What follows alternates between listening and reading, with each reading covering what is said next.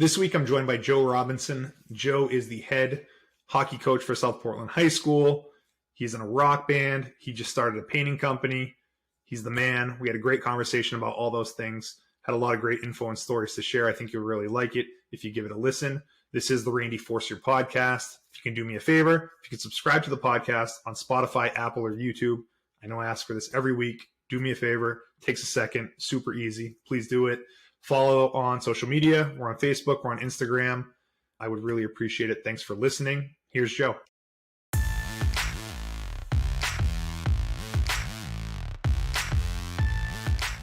So, Joe, you're the head coach of South Portland Hockey.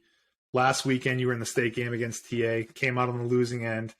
Tell me about that game. It's kind of surreal still. I know it's kind of overused a lot by people, but I still, I don't know, feel like it was a dream or it hadn't happened. Mm-hmm. We had a really good run, and the win over Falmouth a few days before, we really felt good. Like we were going in feeling really, really good about what. Were you favored in that game? Were you the higher seed against Falmouth, or was that an upset to some degree? They were. Falmouth was the number one. They lost their first two games of the season and then didn't lose again until playoffs. And actually, we were the last. They played us second game of the season. We beat them up there. Didn't lose again until us in that final game. So that's a big win for you guys. Have some momentum going into the state game. Yeah, and then we won, beat them 5-1, and we were wow, And last time we played TA, we beat them 5 or 6-1. Really? So we felt good. We did. We felt really good. But it's just we jumped out to a 2-0 lead, which was fantastic. But then I think it was 2-0 after the first, and then we came out flat in the second, and they scored 3 pretty quickly. And I just feel like maybe we were, resting, I guess, back, or kind of took the foot off the pedal a little bit. And do you guys track shots in high school to the point that in between periods how many shots you have?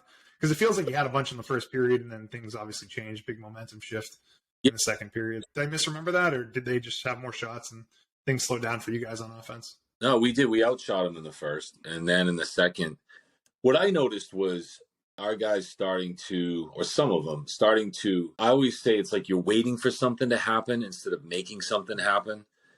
Mm-hmm. Instead of going right at them and forcing them, you're kind of hanging back and waiting to intercept a pass maybe, or waiting for them to mess up, when it's really you should be the ones going in and attacking and making them mess up. There's a big difference between the making it happen and waiting for it to happen. And usually when you wait for something to happen in sports, it doesn't normally happen. Yeah. How big was that penalty that happened at the end of the first period? In high school hockey, if there's a penalty, is it pretty much guaranteed another goal for the other team? Or no? Are you able to get that penalty often? No. Our penalty kill is actually really good. Was that the holding of the stick after it broke? Was that the... I couldn't tell from where I was in the stand. I just know that the guy went into the penalty box with like 1 minute and 45 seconds left in the first period. You guys were able to kill it for the end of the first period, but then started out with that guy in the box in the second period, and then they scored well on the power play. So that's right. Yeah. But then once that happened, it seemed like a shift in momentum. Oh, big time. Yeah. I know you mentioned in the past about, was it a 2-goal lead is the worst lead in hockey? It is. It is. And it's funny, when I came off the ice after the first period, the Cape Elizabeth coach, friend of mine, Jake Rutt, they were still there because they had just won. And he looked at me and he's like, "You got to get that third one." And I was like, "I know." And well, we didn't. Yeah. So it's a bummer. To start the season, the goal was a state championship, right? You thought you had a state championship team going into the season? We did. Absolutely. The season in the beginning in particular didn't go how we thought. At one point we were 2-5, and then I think we won a game and then lost another 2, something like 3-7. It was really bad for a while, but we battled out of it, and we were playing our best hockey in the end, and just came up short. Devastating, man. To coach, how long you been coaching? 16 years? That's your first state championship as a head coach? As the head coach, yeah, that's my first. So, coaching for so long to get to that point, it's definitely heartbreaking, especially for those kids. You had a big senior class, I believe. Yeah, 12 or 13, I graduate. Yeah. So how many kids on the team? 20? Yeah, 20 something. So 20 on your roster. We usually practice with, I like to practice if you can with 20 to 25, but you can only suit up 20 for a game. yeah. So you'll have a young team coming back next year. Yeah. Or for the most part. Yeah. Yeah, very young. You played at South Portland? I did. So it's a big deal coaching at South Portland. What's that like, being able to coach for the team you played for growing up? It's awesome. It's something that I never thought that I would do growing up. It never even crossed my mind. But really, yeah, I feel like people that become coaches know they want to coach. So that's interesting to hear that you. It sounds like maybe stumbled into it or yeah. lucked. Well, when I was young, I was hoping I would be playing hockey as a career. You know, when you're young. This is news for me. Like, so you were a really good hockey player. I was pretty good, yeah. And you had goals to play beyond high school. Did you play in college? I went to USM to play, and then I realized at that time with some things that were going on in my personal life, and I wasn't there mentally. It didn't make sense. Either. Yeah, I ended up getting out. But then came back in coaching. So it's a nice way to stay involved in the sport. Yeah, to some so I graduated in '94, and so did Jason Tremblay from Biddeford. And we played together on the senior all-star game and same line. And it was awesome. I remember we connected and it was really cool. And I met my wife at the time was my girlfriend, and I went to a wedding with her, and he was there, and I hadn't seen him in maybe, 9 years or so. And back then you didn't have texting yet and all that. Yeah. So when people were kind of out of your life, they were out of your life. So I saw him at the wedding, and I went up and reintroduced myself, and he's like, oh yeah. And he told me he was the head coach at Massabesic, and he said I should come and help out. And so I did that first year as a volunteer. And then the assistant coach at the time his wife was having a baby, so he had to quit. And at the same time, the Cape job opened, and both of us jumped over to Cape Elizabeth. And that team, he left his head coaching job to go to Cape. Yeah, that job opened up, so he took the head job, was his assistant, and we won 2 championships back to back first 2 years. It was crazy. That's awesome. How awesome of a guy is Trem? And it must be a blast coaching with him. Oh, he's great. He's one of my best friends. He's the man. In my opinion, and I know people would be like, well, he's your friend, and you're going to say that. He's the best coach I know. Really? Yeah, definitely. I mean, I learned so much from him. I still learn from him. And it's just, what he's good at. He's really good. Yeah. Such a good dude. Gets me fired up whenever I talk to him. Is he not coaching at all right now? He's coaching his daughters. Yeah, daughters hockey. Yeah. So you guys had a good run at Cape Elizabeth. Mm-hmm. And then you had an opportunity to break off and go to South Portland. And that's what you've done since. Yeah. My entire staff, the entire 16 years I've been there, they've all been South Portland players. They're all good for South Portland, which is really cool. Yeah, it's really cool. I think anyone that can coach the high school they played at and had some good memories and be able to help kids in that community is a goal for people. What's the future hold for you with coaching? Yeah, I don't know. I kind of, in the beginning, it was do it forever. And over the past few years, just because I've gotten older, I kind of just take it year by year. Yep. When the season ends, you let things settle and just see how you feel and see how things are going and, make a decision. But, right now, again, we just finished a week ago, and I just kind of just taking it easy, and we'll see what unfolds. But it's a year-to-year thing. Yeah. Sounds like you still have some left in you, but. Yeah. This fall will be 20 years total. Mm-hmm. It must be tough with the family. You have 2 young kids. How hard is that to be a head coach for a high school program? I assume it's pretty demanding. It's got to be a 6-day a week, maybe 7-day a week thing in the season. How hard is that? It's hard. I think the key is having a good partner. Like my wife, Jen, is amazing. And she's been so supportive over the years. And, she's supportive of me being in a rock band. I've been in a band for a long time. And she comes from a family of famous coach, Ron Cody. Mm-hmm. And so she saw her mom and that's just something she's used to, and not doesn't make it, I guess, easier, but I don't know. I think it helps, because she knew what the lifestyle was like.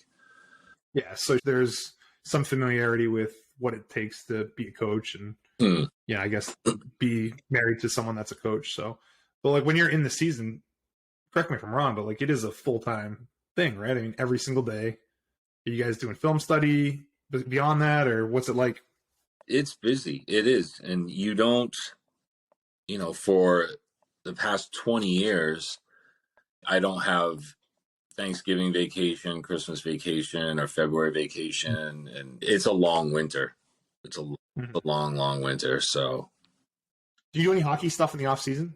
Clinics? I don't even know what else there would be. Other like off season programs for high school hockey, or is it just in the season? I had for a long time working for Trem at Atlantic Coast Hockey. But lately, past few years, my painting business has really picked up, and it's gone to the point where, I'm doing that full time now. It's something that kind of just, I've been painting on vacations in the summertime for like the past 20 years. And it's just gotten to a point now where I've had this opportunity to just take it full time. And I'm really happy about it so far. It's great. So you've left your job and you are painting full time now, yeah. Or you're going to be doing that? Yep. When did this officially happen? I would say I started about a month or so ago. It's busy. I mean, I haven't really even done a lot of advertising, and I'm busy every day. I can only imagine. But you were a teacher before that? Yes. So you stopped teaching middle of the semester. That must have been a hard decision for you. No, it's I don't regret it, but I think that the opportunity that came out, I couldn't turn it down. It's exciting, man. Opening your own business is a big leap of faith. Was that nerve-wracking for you? Like, was it just an opportunity you knew you had to take advantage of, or you kind of hem and haw about it? It's kind of nerve-wracking, yeah, a little bit, without a doubt. I think at first the hardest part was getting Jen on board, but sometimes you got to take that leap, So what's the name of the company? Atlantic Coast Painting. Okay, nice. Yeah. And what type of painting? I do everything. Like right now, I'm doing a commercial job in the old port in Portland, but I just finished some residential. I'm starting a new residential one on Monday. Interior, exterior, cabinets. I do everything. Cabinets seem like they're brutal to paint. Or is it no big deal No, for you? Like, to me, the idea of painting cabinets, I'd be like the worst case scenario for me. Yeah, that was a learning process. Are you in with certain builders? Are we just purely word of mouth right now? What's the way that you're trying to grow your business? Well, right now it's purely word of mouth. I'm starting to get social media going. Have you had any learnings along the way? Just the process of opening up a business, or has it been easier than you thought it would be to just make that transition to being a small business owner, basically? No, I think just trying to figure out health insurance and stuff like that's the real pain. That's just stuff like that. Yeah, thankfully, like, we get our insurance through my wife, and that stuff is overwhelming to me. For me, it bugs me that we have to pay for healthcare in this country. And I know people will be like, well, how are you going to pay for it? Who's going to do it? And I get it, whatever. But I find that when you have to pay for healthcare, it may stifle people's dreams and stifle creativity and people that maybe are stuck in a job that they don't really want to do. And they're like, well, I would love to do this or try this, but, But they're hanging on for their health insurance. Correct. A ton of people. And there's a million people that work for the school systems and city government, and the main reason they keep those jobs is because health insurance would be a couple grand a month if they didn't do it. Sure. Yeah, and a lot of people aren't happy doing that. And the fact that you don't have that much time on this planet, you really don't. And it's kind of a bummer that some people, or most people, or whatever, if you don't love what you do, it's kind of a bummer. And then you just kind of like settle. Yeah, settling, and that's, I don't know, it's not good. So what does it feel like for you to just kind of get up in the morning and know that you have your destiny in your own hands? It's really cool. I mean, I'm busy and I work hard, but it's me. You know, I'm my own boss, and I do control, like you said, my own destiny, and it's good. Do you find yourself wanting to work more though? Now, are you working more than you did when you were teaching, or is it pretty equivalent? Are you able to balance that? Do you feel like the pressure to squeeze jobs in or finish them up and work late? Or... The squeezing in is the hardest part, because it's kind of like when it rains, it pours. You know, so you'll have a list of jobs set out or whatever, and you've got them scheduled out, or so you think, and then someone will call and say, hey, you know, I need this, and you don't really want to turn it away, especially when you're starting out. So you're trying, all right, let's see if I can shuffle things around, or do it on the weekends for like half a day here, half a day there, work at night sometimes. But it's different when it's you choosing to do it and someone else making you do it. Well, what you just described is, I feel like, the construction industry in a nutshell, and it has been for the past few years, and honestly probably longer than that. It's just everyone's drinking from fire hose, man. Everyone has so many jobs, whether you're painting, electrician, drywall, or anything. Like, everyone's just trying to get through this workload that they have and can't say no to people, and it's tough, man. You know, like, you saw it when we had our building and trying to get stuff done, whether it was you actually did the painting over there, but like other people doing the electric work. It's just people bouncing around from job to job to job, and it's hard to keep everyone happy. I actually kind of feel bad in that sense for you guys, but when you're on the customer side of things, everyone just wants everything done right away. Yeah. Right. And I think a lot of painters that have been established for a while now are pretty booked out, like, for a while, you know. And what's the furthest you can book out? You would book out? Is that crazy to think that you'd book out 6 weeks? Oh, no. I feel like so much can happen in that time frame. I have exterior jobs already, you know, scheduled summer or late spring or whatever, when it gets warm out. Oh yeah, I've had stuff booked out for months. People get on the books. That's nuts. If you want something done, it's good to make contact and, you know, get. Yeah, I guess that's the case, especially for the exterior stuff too. But part of me just thinks like, okay, I'm going to book 2 months out. So much is going to happen between now and then. Like, there's no way that actual time holds. But I guess it probably will. Yeah, I think this time of year people are starting to look. You know, when you look outside still, you're like, exterior painting, it's kind of far from people's minds, but it's really not. What is it, a month away? When do you start exterior painting? If April. And April, early May? Yeah, I've done some exterior in April before. May, definitely. May, it's go time. Yeah, right up and through September? Or is that when? Yeah. Yeah, man, I would love to spread the word on the painting stuff, so we'll continue to talk about that. I'll make sure I share that information, because definitely want to spread the word on Atlantic Coast Painting. Are you going to hire Trem? Is he going to do some stuff with you, or what? Is he doing his own thing? The plan for me is to, in 5 years, have a legitimate crew. You know, have some guys. I guess climbing the ladders anymore or whatever, because I'll be, in 5 years, I'll be 52. Old man. It's crazy to say that stuff. Start throwing numbers around with fives in front of them. I know. But it's good, because one of the contractors at the job I'm at now thought I was 40. So I was like, dude, that's awesome. Wow, dude. I can see that. You know, I mean, 40. Yeah. All right. That's cool. Yeah. Well, that's going to be awesome. I want to get back to something else that you said before, because you just kind of threw that in there sneakily, that you're in a rock band. Yes. Yeah. Tell me about that, I've been in bands for a while now. Like, the first band I was in was back in 2000, 2001, and we were called Hall of Justice, like the Justice League, and where all the like superheroes hung out. Yeah. And that was all original music. We were in our early mid-20s, and that was all. So are these buddies of yours from like high school, or people you've met in your 20s? And one of them was. The rest were from high school. And yeah, you know, we played well over 200-300 shows in Maine, and we actually got to open up for LA Guns at the Asylum one night, which was super. Yeah. I bet. Yeah. Did you always play music all through growing up in high school? No, I started taking singing lessons as a little kid.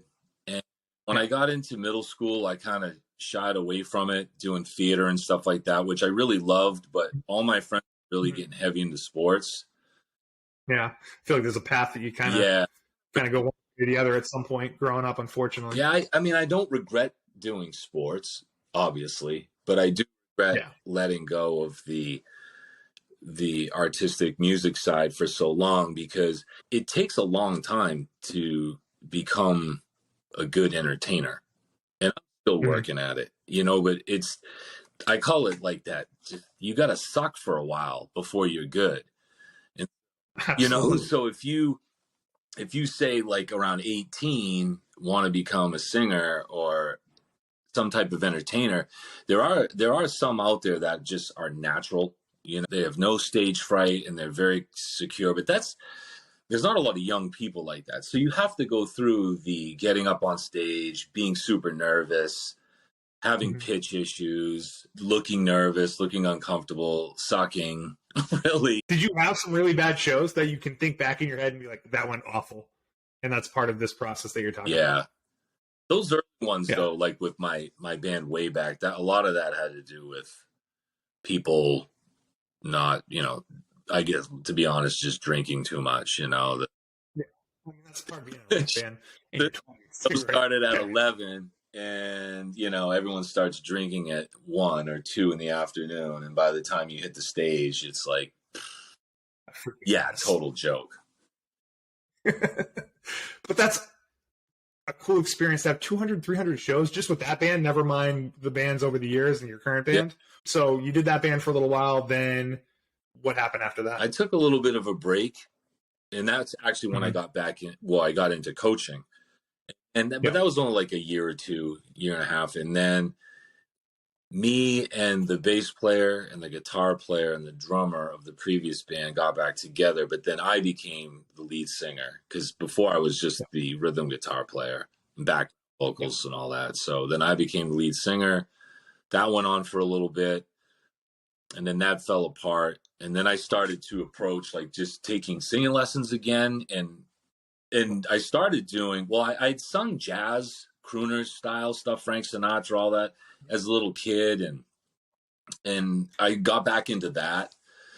So I've done that too. Like I've played with jazz musicians for like weddings and cocktail hours and different things. And then I'm in this other band called Spyglass.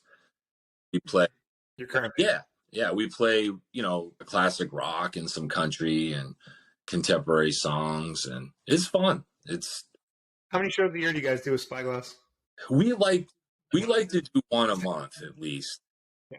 I've seen you guys play a couple times. Yeah, It's awesome. Yeah, I mean, I'm super jealous of what you guys are able to do. I mean, it must be a freaking blast playing music in front of it's people. awesome. It, What's better, playing sports in front of a crowd or performing music in front of a crowd? Is it an equal rush for you, or is one better than the So other? that's a really cool question because I've talked about this before and thought about it. They're both obviously super cool, and I used to love scoring goals and having the crowd erupt, or when I played baseball, hitting a home run or whatever. But when you play music and you're on stage, it's super positive all the time. I mean, unless there can be some bickering, I guess, in particular when you're younger. But I mean, just the product itself. I feel like in sports, in particular when you're playing a sport like hockey, there can be a lot of like angst and a lot of anger or like frustration, and I never get that playing music. When you're playing sports, you're so intense and it's physical, so you're getting your butt kicked sometimes, and you're kicking someone else's butt a little bit, and there can be fighting or just you don't really get that in music. It's more positive, I feel like. I was gonna say, yeah, there's not the equivalent to losing in music unless you guys are just freaking Right. terrible or whatever Yeah. reason. Someone falls off the stage or Yeah, something. But yeah, totally. in sports, it's like that lows of losing. I'm sure some of the highs are very high, but music just seems like, assuming you're somewhat good, like it's probably just a blast from beginning to end. Yeah, totally. There's no losing. And like with my kids, like my daughter's in dance. She's in like 4 different dance numbers, and my son's a, as a matter of fact. And I get to like when I go to watch them perform, I'm not like a parent watching a kid play a sport and like getting all riled up and Nervous for that. yeah, Yeah, I get to relax and enjoy it. It's awesome. enjoy it. Yeah, Cody's in the band, but he's also playing drums outside of that. And I know you guys jam out together, which must be freaking cool. That's super cool.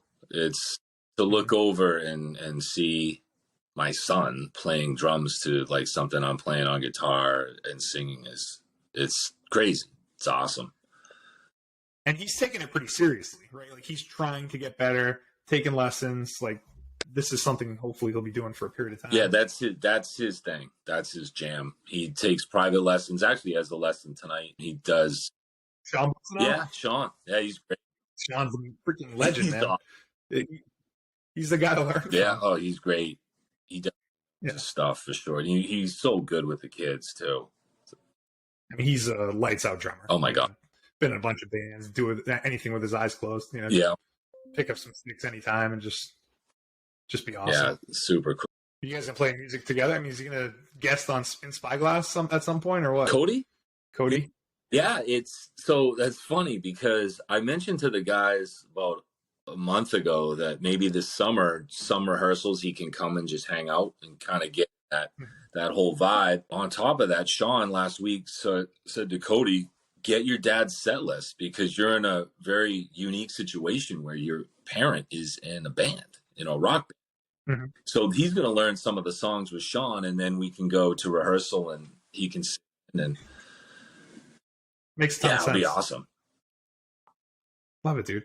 So you are stud hockey player, coach in a freaking rock band. I mean, you just opened up your own business, man. It's awesome. Life is good. Very good. I'm very fortunate. Well, listen, dude, I appreciate you coming on, man. I want to pump up the paint company. So is there any way to find you online right now? Or you said you're still working on that stuff? Working on the social media, but I can actually get you I'll email you like my flyer and that can be sent out to him. All the info's on there. And yeah, we're ready to go. Let's do it, man. I'll spread the word. Thank you for coming on. I appreciate the time, man. Love talking about all this stuff. That was great. I appreciate it. That was awesome.